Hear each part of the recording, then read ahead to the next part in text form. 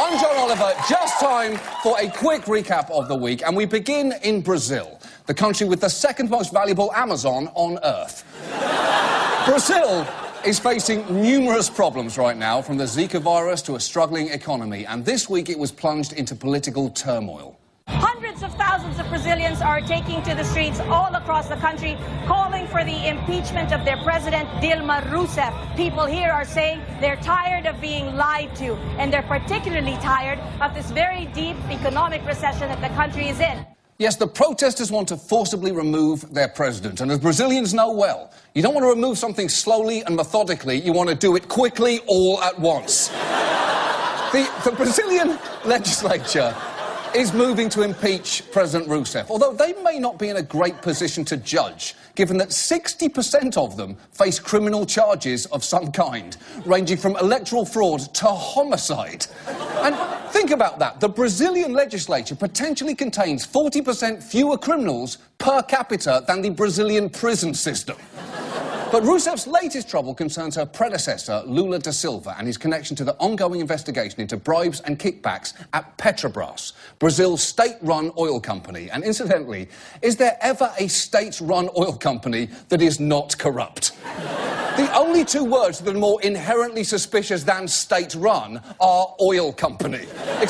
Except that's not actually true. The list of suspicious two-word phrases goes open marriage, well-spoken, homeopathic remedy, state-run, father-daughter, oil company, and discount sushi.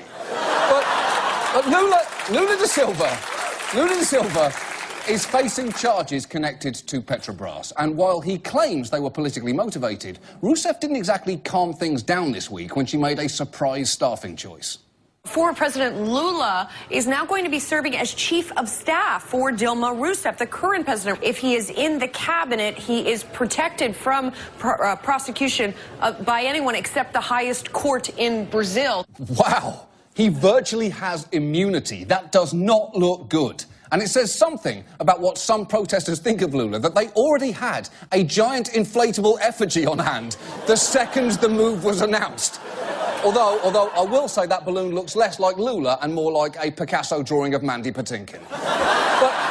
But this was just the beginning of a bewilderingly dramatic few days there. First, a Brazilian judge nullified the appointment, then a judge from a higher court nullified that nullification, and then things got crazy. As soon as President Rousseff got an injunction overturned against Lula being appointed to her cabinet, at least 20 other judges across the country filed their own injunctions to block him from taking the post.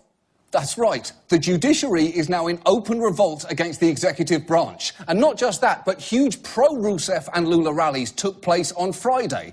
And let's all please enjoy this brief moment of feeling superior to the political chaos of Brazil. Because it's exactly how the rest of the world will feel this summer, watching the Republican Party tear itself apart, denying the person who got the most votes their nomination.